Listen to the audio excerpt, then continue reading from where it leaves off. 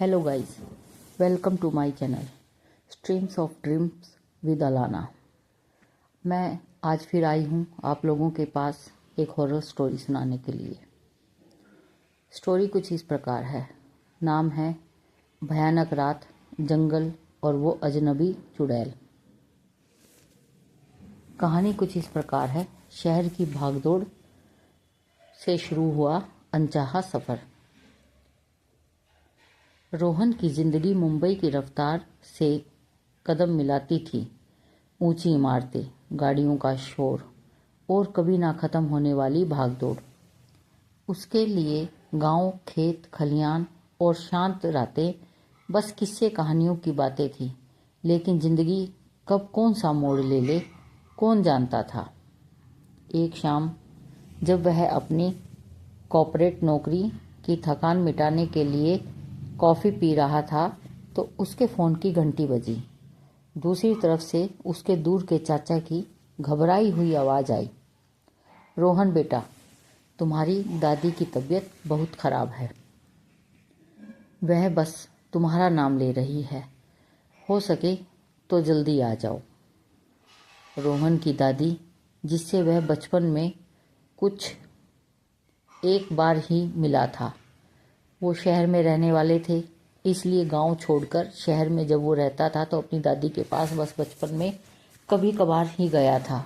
अपनी दादी के प्रति उसकी धुंधली सी ही यादें थी। और उसका गांव था सुंदूर, उत्तर प्रदेश का एक छोटे से गांव का कालपानी में रहती थी। गांव का नाम ही कुछ अजीब सा था, कालपानी। रोहन ने कभी वहां जाने की नहीं सोची थी, पर दादी की अंतिम इच्छा वह टाल नहीं सका। अगले दिन जरूरी सामान एक बैग में भरकर वह निकल पड़ा। ट्रेन और फिर 2 बसें बदलने के बाद शाम ढलते ढलते वह एक धूल भरी सड़क पर बने बस स्टॉप पर उतरा। कालपानी वहां से अभी भी 7 किलोमीटर दूर था और उस रास्ते पर कोई और सवारी मिलने की उम्मीद ना के बराबर थी।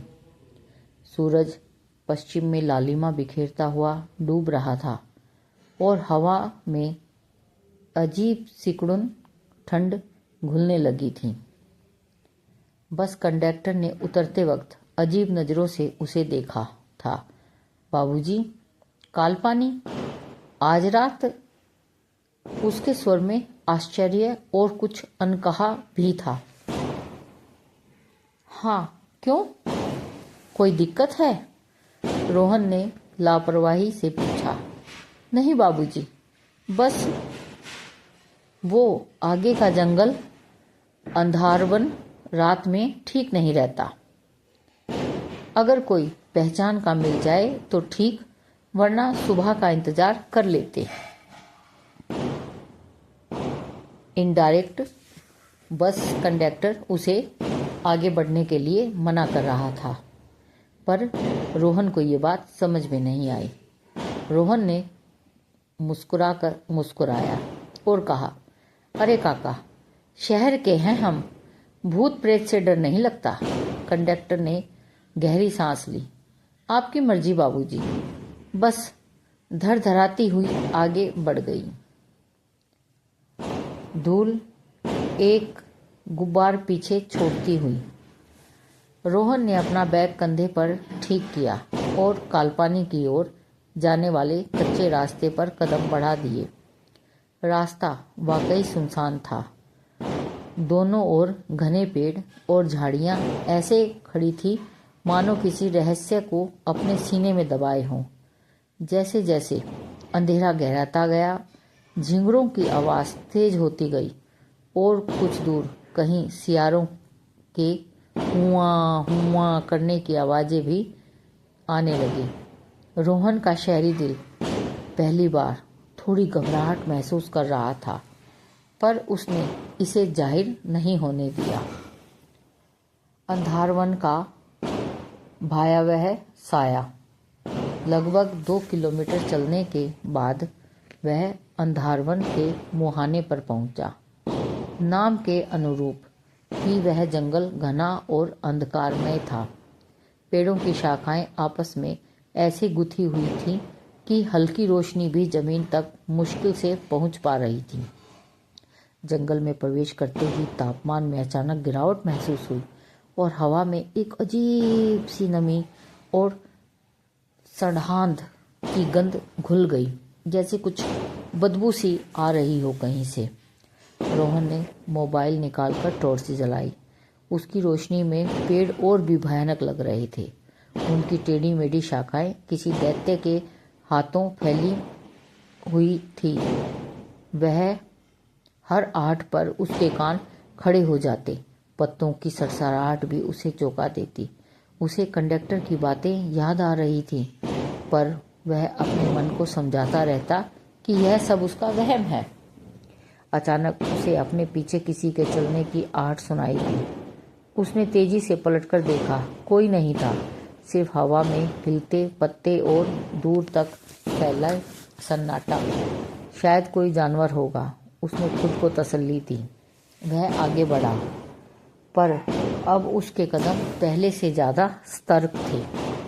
उसे महसूस हो रहा था जैसे उसे कोई देख रहा था। कोई अदृश्य शक्ति उसके हर कदम पर नजर रखे हुए थी। जंगल और भी घना होता जा रहा था। रास्ते के दोनों ओर कटीली झाड़ियां उग आई थीं, जिससे बचकर निकलना मुश्किल हो रहा था। तभी उसे कुछ फुसफुसाहट सी सुनाई दी, बहुत धीमी, जैसे कोई औरतें सिसक रही हैं। उसने टॉर्च उस दिशा में घुमाई। कुछ नहीं दिखाई दिया उसे। यह मेरा वहम है, वह बुदबुदाया, पर उसका गला सूख रहा था डर की वजह से। कुछ देर और चलने के बाद रास्ता और दो भागों में बट गया। उसे समझ नहीं आ रहा था कि वह कौन सा रास्ता कालपानी की ओर जाता है। उसने मोबाइल निकाला, नेटवर्क देखने की कोशिश की, पर वहां तो सर्विस लिखा आ रहा था। अब वह सचमुच घबरा गया। तभी उसे दाहिने रास्ते पर कुछ दूर पर हल्की सी रोशनी टिमटिमाती नजर आई, जैसे उसकी जान में जान आई, जैसे किसी लालटेन की हो। एक उम्मीद की किरण, शायद कोई गांव वाला हो या झोपड़ी। वह तेजी से उस ओर बढ़ा। जैसे जैसे वह पास पहुंचा, उसे एक औरत की परछाई दिखी जो पेड़ के नीचे बैठी थी। उसके बाल बिखरे हुए थे और उसने शायद सफेद साड़ी पहनी हुई थी। रोहन ने आवाज दी, अम्मा, क्या आप बता सकती हैं कि कालपानी गांव किस तरफ है? औरत ने धीरे से अपना सिर उठाया। चांद की हल्की सी रोशनी जो पत्तों से छनकर आ रही थी, उसमें उसका चेहरा पूरी तरह स्पष्ट नहीं दिख रहा था, पर उसकी आंखें अजीब तरह से चमक रही थी, जैसे किसी बिल्ली की हों। कालपानी? उसकी आवाज में अजीब सी मिठास थी। उसमें कुछ ऐसा था जो रोहन को असहज कर रहा था। हाँ, मैं वहीं जा रही हूँ। रास्ता भटक गई हूँ। क्या तुम भी अकेले हो? रोहन को थोड़ी राहत मिली कि कोई साथ मिला। मैं शहर में आया हूँ अपनी दादी से मिलने। अच्छा। वह औरत खड़ी हुई। अब रोहन उसे ठीक से देख पा रहा था। वह वाकई खूबसूरत थी, पर उसकी खूबसूरती में कुछ अप्राकृतिक सा था। उसकी त्वचा चांदनी में दूधिया लग रही थी और उसके होठों पर एक रहस्यमयी मुस्कान थी। चलो, मैं कुछ रास्ता दिखाती हूँ। यह जंगल रात में बहुत खतरनाक हो जाता है। रोहन को उसकी बातों में कंडक्टर की चेतावनी झलक रही थी, पर वह खूबसूरत औरत का साथ पाकर अपनी घबराहट कुछ कम महसूस कर रहा था। आपका बहुत शुक्रिया। वह औरत आगे आगे चल रही थी और रोहन उसके पीछे पीछे। उसके चलने का ढंग कुछ अजीब था, जैसे उसके पैर जमीन को छू ही नहीं रहे थे और उससे एक अजीब सी मीठी लेकिन मलती करने वाली गंध आ रही थी, जैसे चमेली और सड़े हुए मांस की मिलीजुली गंध। रोहन ने इस विचार को झटक दिया, शायद जंगल की ही गंध होगी। वे दोनों चुपचाप चलते रहे। जंगल और भी भयानक होता जा रहा था। अब अजीब अजीब सी आवाज़ें आने लगी थीं, किसी के रोने की, किसी के हंसने की, और कभी कभी ऐसी आवाज़ें जैसे कोई भारी चीज़ घिसट रही हो। रोहन का दिल जोर जोर से धड़क रहा था। तुम शहर में क्या करते हो? औरत ने अचानक से पूछा। उसकी आवाज़ में वही कृत्रिम मिठास थी। मैं एक कंपनी में काम करता हूँ, रोहन ने संक्षिप्त उत्तर दिया। उसे अब उससे बात करने में भी डर लग रहा था। शहर की जिंदगी अच्छी होती होगी ना? यहाँ गांव में तो कुछ भी नहीं है। उसकी बातों में कुछ एक अजीब सा खालीपन था। तभी रोहन की नज़र उसके पैर पर पड़ी। वह सफ़ेद साड़ी पहनी थी जो जमीन से थोड़ी ऊपर थी, और उसके पैर उल्टे थे, एड़ियाँ आगे और पंजे पीछे की ओर। रोहन के रोंगटे खड़े हो गए। उसका खून जम सा गया। कंडक्टर की बातें, जंगल का भयावह माहौल, औरत का अजीब व्यवहार, उसकी चमकती आंखें, और वह यह कोई साधारण औरत नहीं थी। यह एक चुड़ैल थी। उसके मुंह से एक चीख निकलते रह गई। वह वहीं जड़वत खड़ा हो गया। औरत रुकी और मुस्कुराते हुए पीछे मुड़ी। क्या हुआ, डर गए? उसकी आवाज़ अब मीठी नहीं बल्कि कर्कश और भयानक थी। चांद की रोशनी में उसका चेहरा विकृत होने लगा। उसकी आंखें लाल अंगारों की तरह जलने लगीं। उसके नाखून लंबे और नुकीले हो गए, और उसके खूबसूरत होठ कई जगह अब खून से सने दांतों वाली एक खौफनाक मुस्कान थी। तुम कौन हो? रोहन की आवाज़ काँप रही थी। मैं इस जंगल की रानी हूँ। वह हंसी। उसकी हंसी किसी मरते हुए जानवर की चीख जैसी थी। और तुम आज रात मेरा भोजन बनोगे। इतना कहकर वह एक भयानक गति से रोहन की ओर झपटी। रोहन ने पूरी ताकत से खुद को पीछे धकेला और विपरीत दिशा में भागा। उसे नहीं पता था कि वह कहाँ जा रहा है, बस उसे उस चुड़ैल से दूर जाना था। कहाँ भागोगे मुझसे? यह मेरा जंगल है। चुड़ैल की आवाज़ उसके पीछे पीछे आ रही थी। रोहन पागलों की तरह भाग रहा था। झाड़ियों ने उसके कपड़े फट रहे थे, कांटों से उसका शरीर छिल रहा था, पर उसे कोई परवाह नहीं थी। उसे बस अपनी जान बचानी थी। पीछे से चुड़ैल के भयानक अट्टहास की आवाज़ आ रही थी। कभी वह उसके ठीक पीछे महसूस होती, कभी थोड़ी दूर। अचानक रोहन के पैर जड़ पर टकराए और वह मुंह के बल गिर गया। उसका मोबाइल हाथ से छूटकर दूर जा गिरा और उसकी टॉर्च बुझ गई। अब चारों ओर घना अंधेरा था। उसने उठने की कोशिश की, पर उसके टखने में शायद मोच आ गई थी। हा हा हा, अब कहाँ जाओगे? चुड़ैल की आवाज़ ठीक उसके ऊपर से आई। उसने ऊपर देखा। वह चुड़ैल पेड़ के एक डाल पर बैठी थी। उसके बाल हवा में लहरा रहे थे। उसकी आंखें अंधेरे में चमक रही थी। रोहन की सारी उम्मीदें खत्म हो चुकी थी। उसने आंखें बंद कर लीं और अपनी मौत का इंतजार करने लगा। तभी अचानक एक तेज रोशनी चमकी और किसी ने चिल्लाने की आवाज़ आई, भाग डायन, हनुमान जी का नाम ले। रोहन ने आंखें खोली। उसने देखा कि गांव की एक दिशा से कुछ लोग मशालें और लाठियां लिए हुए आ रहे हैं। उनमें से एक अधेड़ उम्र का व्यक्ति, जिसके हाथ में एक चमकता हुआ त्रिशूल था, चुड़ैल को ललकार रहा था। चुड़ैल ने गुस्से में फुफकारा और उन लोगों पर हमला करने की कोशिश की, पर त्रिशूल की चमक और जय हनुमान के नारों से वह पीछे हट गई। तुम सब बचोगे नहीं, मैं फिर आऊंगी। यह कहकर वह अंधेरे में विलीन हो गई, पर उसकी कर्कश हंसी अभी भी इस जंगल में गूंज रही थी। वह अधेड़ व्यक्ति, जो शायद गांव का पुजारी था, रोहन के पास आया। बेटा, तुम ठीक हो? हमने जंगल में चीखने की आवाज़ सुनी तो दौड़े चले आए। रोहन अभी भी सदमे में था। वह कौन थी?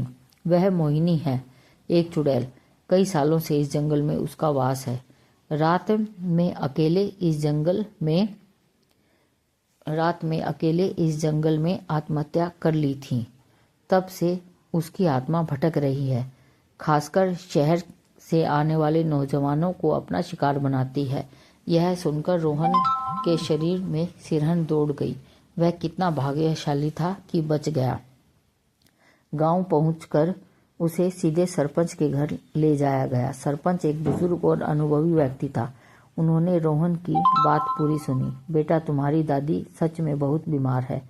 शायद उसे आभास हो गया है कि तुम पर कोई संकट आने वाला है, इसलिए तुम्हें याद कर रही है। रोहन ने दादी के पास ले जाया गया। वो बिस्तर पर बेहोश पड़ी थी। उसका शरीर तप रहा था। वैद्य जी ने बताया कि उसकी हालत नाजुक है। रोहन दादी के सिरहाने बैठ गया। उसके मन में अपराध बोध था। शायद अगर वह समय पर पहुंच जाता तो दादी की यह हालत ना होती। और वह चुड़ैल, क्या वह सच में वापस आएगी? रात भयानक कटी। हर आहट पर रोहन चौंक जाता। उसे बार बार चुड़ैल का बेकी चेहरा और उसकी हंसी याद आती। अगली सुबह गांव में एक अजीब सी खामोशी थी। पुजारी ने घर के चारों ओर रक्षा सूत्र बांधे और हनुमान चालीसा का पाठ किया। रोहन ने भी प्रार्थना की। दिन में दादी की हालत थोड़ी सुधरी। उन्होंने आंखें खोली और रोहन को देखकर मुस्कुराई। आ गया मेरा बच्चा।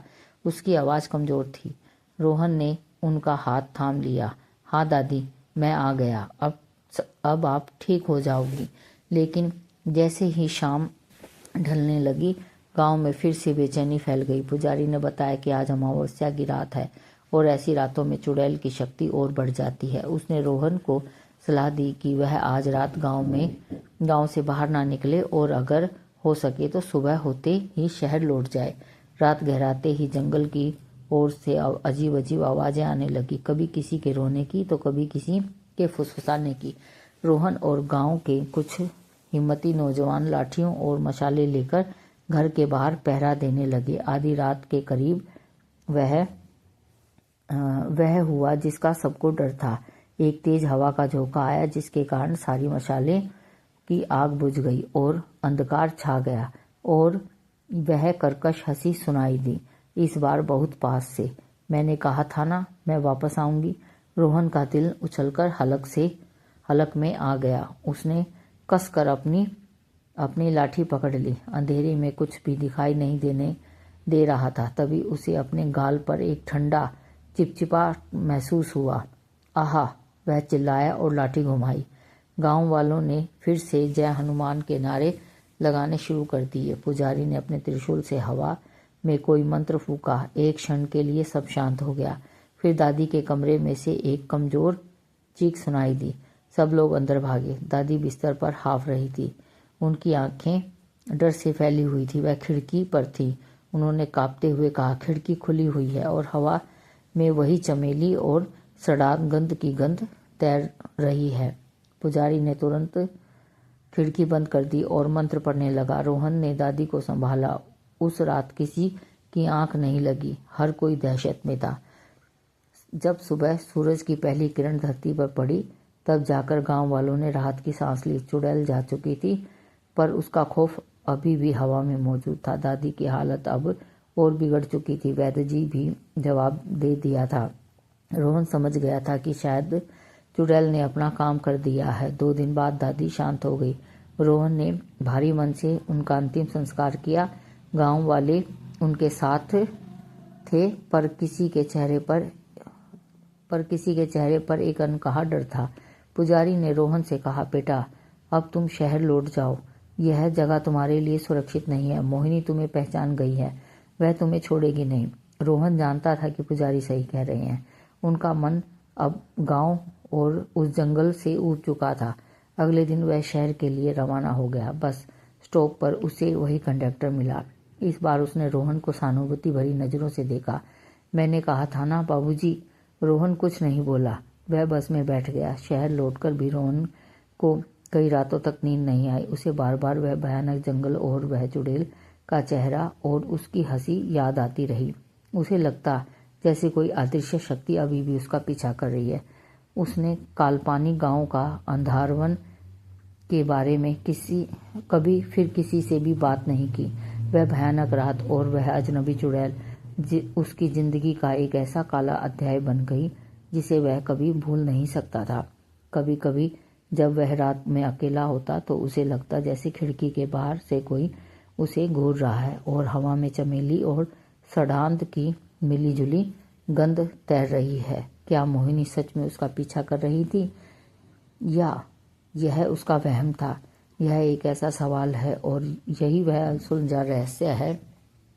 उसे सबसे ज़्यादा डराता है जंगल की वह भयानक रात। उसे हमेशा के लिए उसके जहन में एक खौफनाक सस्पेंस बनकर रह गई है। Thank you guys. अगर आपको मेरी स्टोरी पसंद आए तो मेरे चैनल को लाइक, शेयर एंड सब्सक्राइब करें। Thank you.